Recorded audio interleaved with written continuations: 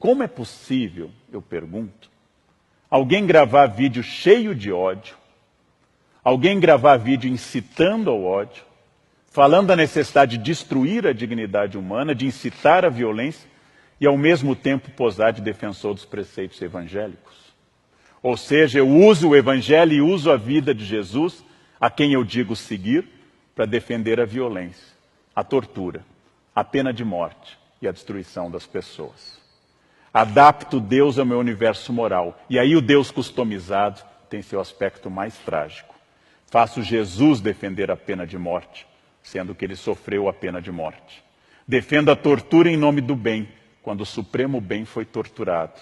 E excluo pessoas que não mereceriam a misericórdia ou a compaixão, em nome do Deus da misericórdia e da compaixão. Será que essas pessoas, que eu estou chamando, entre aspas, homens de bem, leram o mesmo evangelho que eu li? É a eliminação da culpa provocada por alguns religiosos e por alguns discursos religiosos que torna esse tipo de religioso problemático, sem generalizar.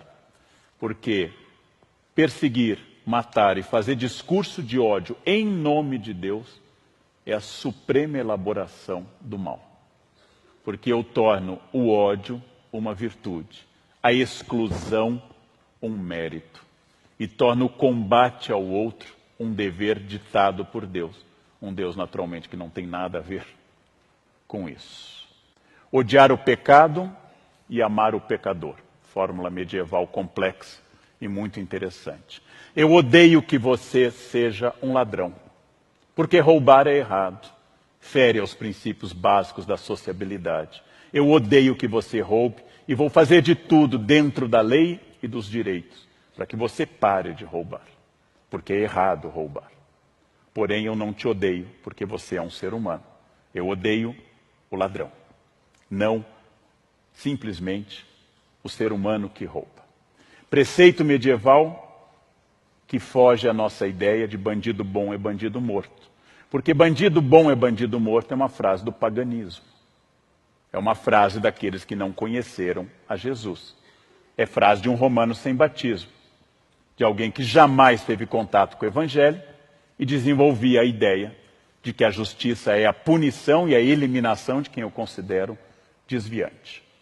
O curioso não é a incoerência natural de todos nós, de mim, de qualquer pessoa, mas é afirmar a violência em nome de Jesus. Isso é o mais extraordinário. Sabe que o ódio e a violência são condenados de forma explícita e direta no Sermão da Montanha, núcleo duro do cristianismo. Que Jesus recriminou o impulso de Pedro, que ao cortar a orelha do soldado romano, Cristo restaurou essa orelha e anuncia ao apóstolo: aquele que usar a espada será punido pela espada. Aquele que empunhar a arma será castigado pela arma. Eu não vim trazer a espada, eu vim trazer a paz. Princípio magno do mestre, horas antes de ser torturado e morto. Pela natureza da encarnação de Jesus e de sua morte sob tortura, todo e qualquer cristão nasce com a obrigação de ser inimigo da tortura e da violência. Porque, afinal, Jesus foi torturado e condenado à morte, de forma injusta. Todo corpo humano faz parte do corpo de Cristo. Princípio teológico comungado por quase todas as expressões cristãs. Logo, qualquer tortura em um ser humano, independente da ação que ele tenha cometido, independente da sua orientação ideológica, é uma tortura no corpo de Cristo, que revive a cena daquele homem atado a uma coluna sendo chicoteado, coroado de espinhos e levando tabefes e cusparadas dos soldados. A tortura é oposta ao cristianismo. Mas, óbvio, foi cara a muitos momentos das instituições que se dizem cristãs e a muitos que hoje se consideram cristãos. Elogiar a tortura é o gesto mais poderoso para dizer que eu sou inimigo de Cristo, inimigo da fé. Obrigado.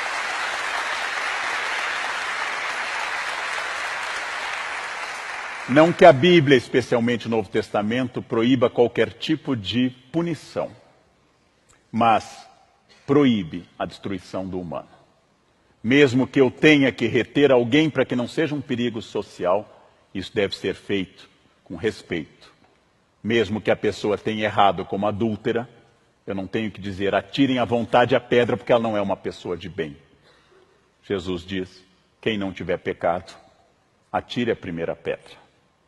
Os homens de bem, entre aspas, porque naturalmente há homens de bem, há mulheres de bem, há pessoas de bem, de fato.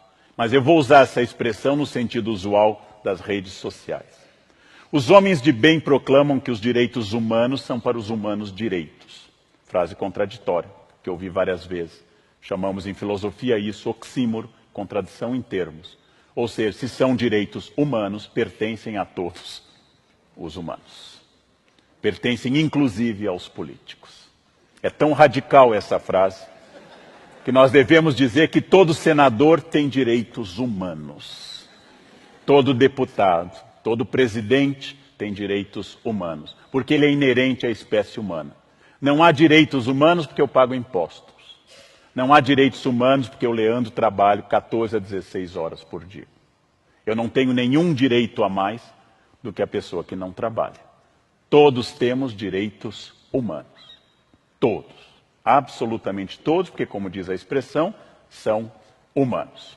Com isso, nós temos que pensar que esses achismos, esses truísmos, que entram em conflito aberto com a vida de Jesus, que afinal, se alguém se deu ao trabalho de ler os 4 evangelhos, a frase é absurda. Jesus escolheu preferencialmente pecadores, desviados da sociedade, e fugiu dos doutores da lei e dos homens de bem da sua época. Jesus procurou as pessoas excluídas, os publicanos, as prostitutas, a adúltera, e disse que viera para eles e não para os que não precisavam de salvação.